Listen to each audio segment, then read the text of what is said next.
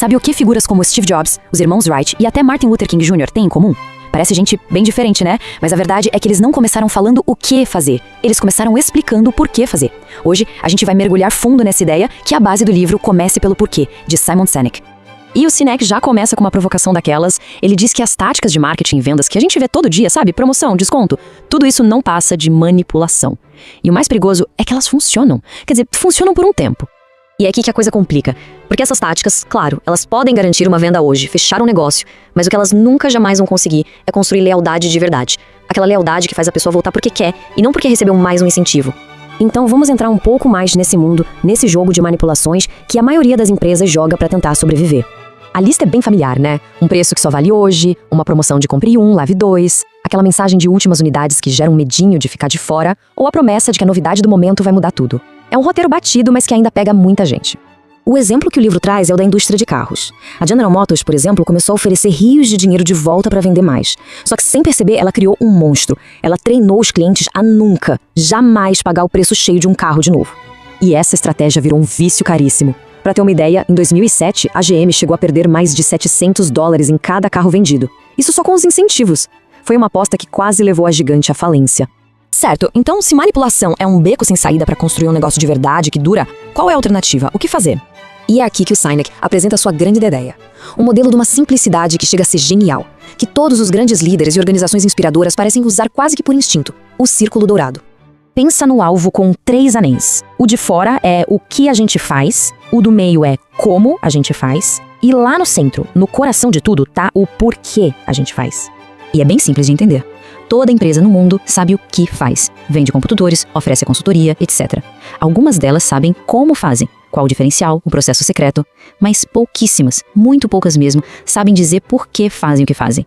E não o porquê não é ganhar dinheiro. Isso é só o resultado. E aqui está o pulo do gato.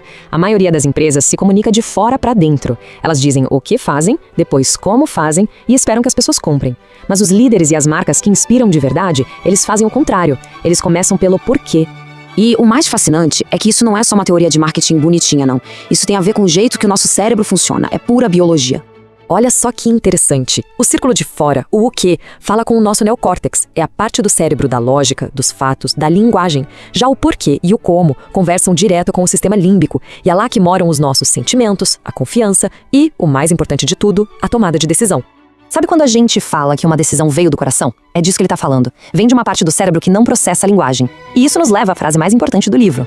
As pessoas não compram o que se faz, elas compram o porquê se faz. Então, quando uma mensagem começa pelo porquê, ela não tá falando com a razão. Ela tá falando com a emoção. Ela tá acessando a parte do cérebro que toma as decisões. E aí o que se constrói é algo muito, mas muito mais forte que uma simples venda. Vamos pegar um exemplo bem extremo. Imagina o desafio: recrutar uma equipe para cruzar a Antártida no começo do século XX, sem tecnologia, com um risco de morte altíssimo. Foi o que o explorador Ernest Shackleton precisou fazer. O que ele fez? Ele não listou os requisitos da vaga. Ele publicou o porquê dele no jornal. Era um anúncio brutalmente honesto, basicamente um convite para quem acreditava na mesma coisa que ele: a glória que vem de superar o impossível. O resultado disso, só apareceu quem realmente tinha que aparecer. E quando o navio deles foi esmagado pelo gelo e a tripulação ficou meses à deriva em condições desumanas, ninguém morreu. 0. Eles sobreviveram porque estavam unidos por um propósito maior. Esse é o resultado de atrair gente que acredita no que se acredita. Cria uma lealdade que beira o irracional. Gente que se recusa a comprar de outra marca, ou que chega a tatuar o logo de uma empresa no corpo, como acontece com a Harley Davidson. Não são mais clientes, são parte de um movimento. Mas aí vem o grande paradoxo. A maior ameaça para um porquê forte não é o fracasso, de jeito nenhum, é o sucesso. Pega o caso do Walmart. Começou com um porquê claríssimo do fundador Sam Walton: servir as pessoas e a comunidade. Mas aí a empresa cresceu, ficou gigante, o Walton morreu, e o foco mudou. Passou a ser só crescimento, métrica, preço baixo. O porquê original ficou perdido numa névoa, e só sobrou o quê. E essa história se repete. A Starbucks, por exemplo, nasceu com o porquê de ser um terceiro lugar, um espaço entre a casa e o trabalho. Mas a busca maluca por escala acabou diluindo essa ideia. E quando isso acontece, adivinha para onde a empresa corre? De volta para o jogo das manipulações. Porque é isso que acontece. Quando o porquê se perde, a clareja vai junto. A capacidade de inspirar simplesmente evapora. E aquilo que um dia foi um movimento, uma causa, vira só mais um negócio. Um negócio que compete por preço, por característica e nada mais. E tudo isso nos deixa com uma pergunta final, uma reflexão. Aquela organização onde se trabalha, ela sabe de verdade por que faz o que faz? Existe ali uma causa, um propósito, algo que vai muito além do produto ou do salário no fim do mês? Porque descobrir essa resposta, bem, isso pode mudar tudo.